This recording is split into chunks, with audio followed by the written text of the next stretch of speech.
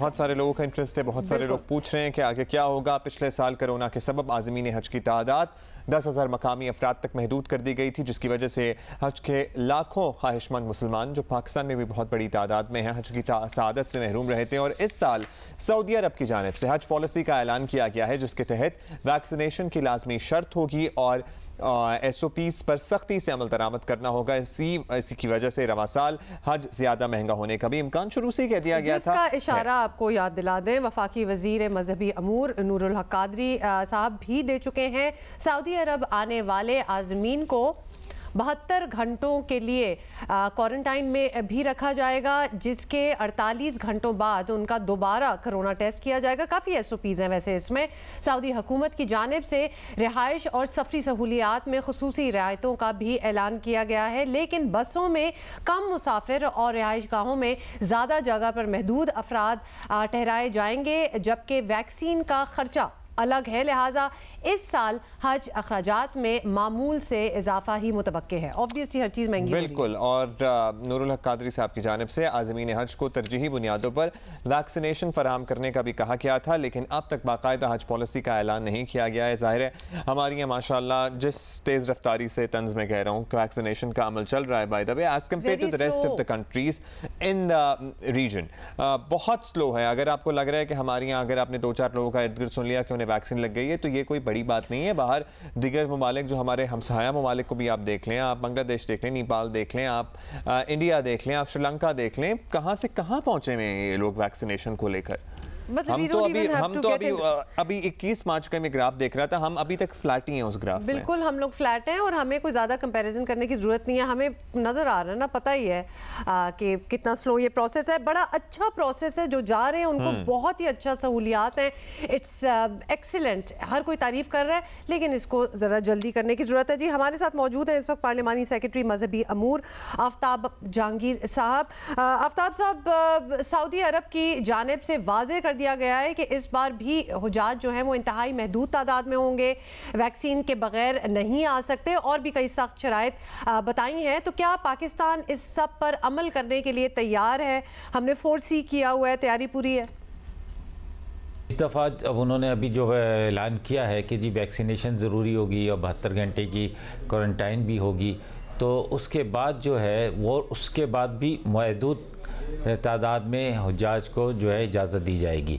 अब देखना ये है कि उसके अंदर और क्या वो पॉलिसीज़ को वाज़े करते हैं, लेकिन बज़ाहिर ऐसा लगता है कि ये इस दफ़ा भी मुश्किल है, क्योंकि अभी जैसे कोरोना की ये तीसरी लहर भी इस वक्त दुनिया के अंदर फैली हुई है। तो मैं समझता हूँ कि बल्कि मैं तो दुआ करता हूँ और आप सारे तमाम आलम के मुसलमानों से और ख़ास तौर पे पाकिस्तानियों से दुआ की अपील करता हूँ कि अल्लाह ताला से दुआ करें कि अल्लाह ताला जल्द से जल्द हमें इस वबा से हमारी छुटकारा हमें हासिल हो, और हम ये अपने अहम फरीज़ा है जो एक हमारा रुकन है इस्लाम का, हज, उसको अदा कर सकें। आफ्ताब साहब, हज के अखराजात तो पहले ही ज़ाहिर है इस दौरे हुकूमत में 5 लाख रुपए 5-6 लाख रुपए तक पहुँचते नज़र आते हैं। अब इस बार जो शराइत सामने आई हैं, इसमें क्या लग रहा है, मज़ीद एक्सपेंस पड़ेगा? देखें, जो पिछले साल हज हुआ था वो तकरीबन 4.5 लाख के करीब हज्जाज से लिया गया था, और वो भी इस वजह से कि जो वहाँ पर जो अखराजात बढ़ाए गए, वहाँ पर जो चीज़ें महंगी हुई, उसके इम्पेक्ट जो है वो यहाँ पर पाकिस्तानी हज्जाज के ऊपर भी आया। लेकिन अब देखना ये है, क्योंकि हाजियों की तादाद बहुत कम होगी तो अखराजात यकीनन ज़्यादा होंगे, लेकिन कितने ज़्यादा होते हैं ये अभी वक्त बताएगा। मेरा ख्याल में जितने आपने अभी इस सवाल में ज़िक्र किया है, इससे तो कम ही होंगे। अच्छा आफ्ताब साहब, ये सारों का ही ये सवाल होगा कि पाकिस्तानी आज़मीन की बड़ी तादाद उन लोगों पर मुश्तमिल है जो ज़िंदगी भर एक एक पाई, एक एक रुपया जोड़कर हज तक पहुंचने की कोशिश करते हैं। तो अब ये रकम कहीं की कहीं जा रही है। क्या इस सूरत हाल में हुकूमत को एक बार फिर सब्सिडी की तरफ नहीं जाना चाहिए?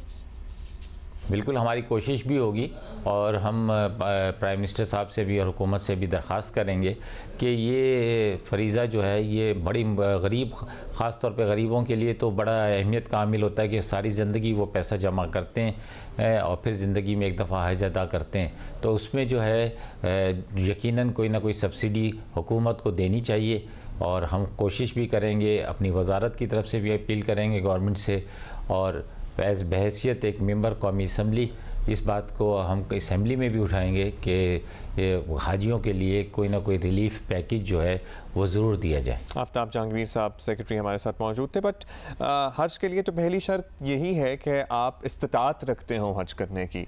सो माली इबादत भी है ये एक तरह से। तो आई वंडर कि सब्सिडी का कॉन्सेप्ट जो है इसमें कैसे फिट बैठता है और बैठेगा। बिकॉज अगर आप इस्तिताअत नहीं रखते हज करने की तो आप पे फ़र्ज़ नहीं है फिर हज। इस्तिताअत प्राइमरी इसकी शर्त है, जाहिर है। Anyhow, लेकिन मेक इट मोर एक्सेसिबल, जाहिर है जो बेजा और बेतहाशा एक्सपेंसेस हैं वो तो फिर हर एक की ऑलमोस्ट एक वक्त में आएगा कि इस्तिताअत से बाहर हो जाएगा ना। क्योंकि अगर तो वो 8, 9, 10 लाख की बात चली जाएगी तो फिर तो वो आदमी जो एक्चुअली एक नॉर्मल हज की इस्तिताअत रख भी सकता होगा तो उसके पहुंच से बाहर हो जाएगी बात। बिल्कुल सोचने वाली बात है ये। एनीवे